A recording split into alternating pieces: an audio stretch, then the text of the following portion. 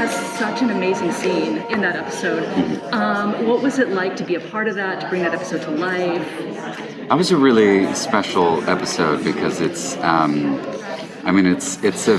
very out there kind of iconic moment for network television to really focus on an issue that is currently in the mainstream. I feel like at the time the original Quantum Leap was airing, a lot of the issues that they sort of went back and talked about, there were obviously things that we were still dealing with in the present as the show was airing, but it wasn't quite as like, we're just leaping back to 2012 and talking about trans issues that really haven't progressed since. Like, if anything, they've gotten worse. And so it was really amazing to be a part of a groundbreaking piece of television that I would have loved to have seen when I was growing up, because that representation really didn't exist for me, especially not in a network television context. And I learned so much about morality and about life and about individuality through my experience of network television when I was a kid and through the shows that I watched.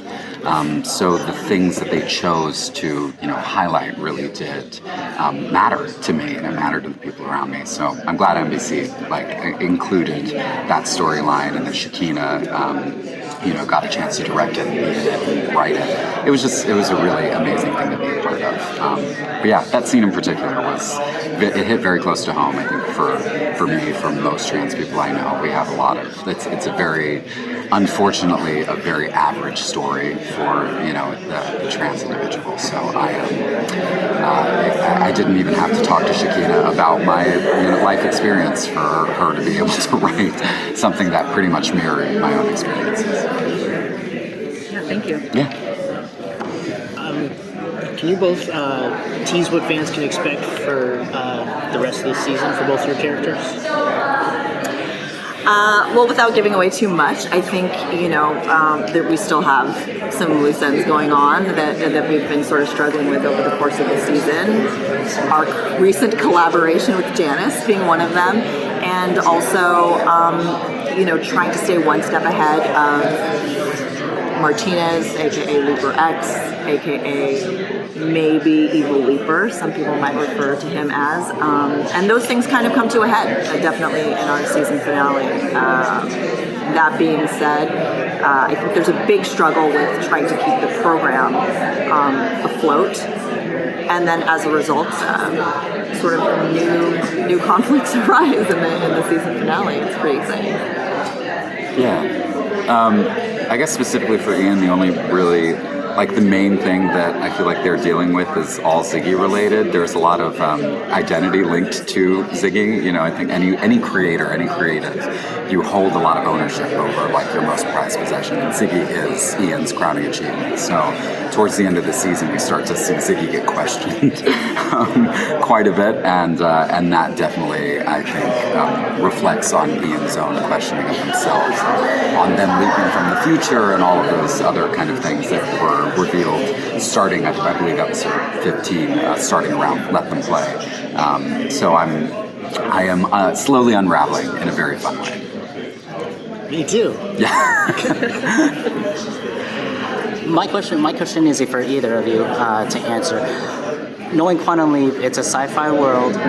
Were there any challenges presented to you working with any of the special effects or visual effects, or how was that working on set? Yeah. I don't really remember any any roadblocks or anything. I think as an actor, any chance to do something that's going to be a challenge is going to be really fun. And certainly, I think Ray gets a lot of opportunity because because of all the leaps and things like that. And we had a few things that were new for me, but nothing too crazy in terms of I didn't have to do my own stunts or anything like that. I would love to in the future, so we can roll that out for season 2 or maybe even 3. I'd be game for it. I got to do a stunt that I can't talk about, and amongst that I did briefly, for a moment, catch on fire, and I think that constitutes as a bit of a challenge. But we got through it, and we have an amazing stunt department, and a lot of people that are, their entire jobs are just dedicated to trying to keep you safe. So we recovered well. We have time for one more question. What is your connection or association with the original series, and how does it affect your approach to this series? For me, I love just the genre to begin with, so it was kind of like a natural show that I fell in love with growing up.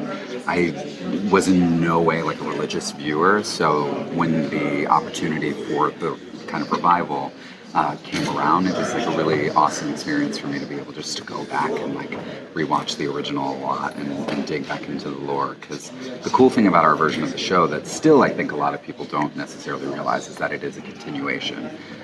Because often the media just like talks about things as reboots, and it sort of creates this false idea that the show in any way is not just completely using the lore of the original, in which we are. So it's so much fun to get a chance to like think about how all of the small things and Easter eggs that kind of exist in our version of the show connect to the original.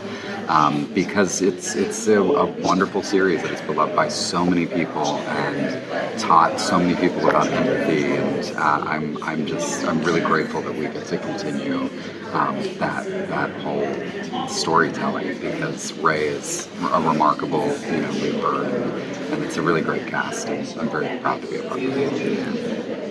I watched the original with my dad. I used to watch that show when I was a kid, so I remember when I got the audition for this, I was just thrilled that like if it went further, I was going to earn points with my dad.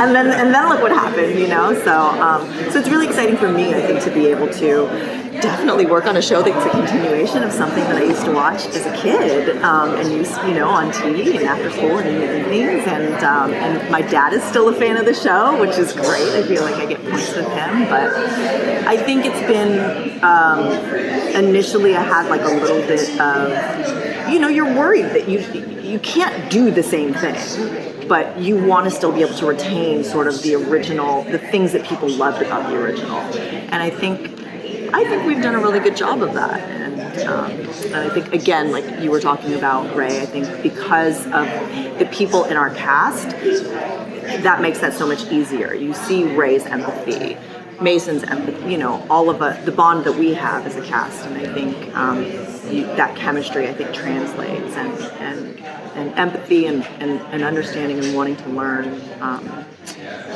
more and more about ourselves and each other and each lead. Right, thanks. Thank you. Thank you very much for your questions. Thank you all. For coming.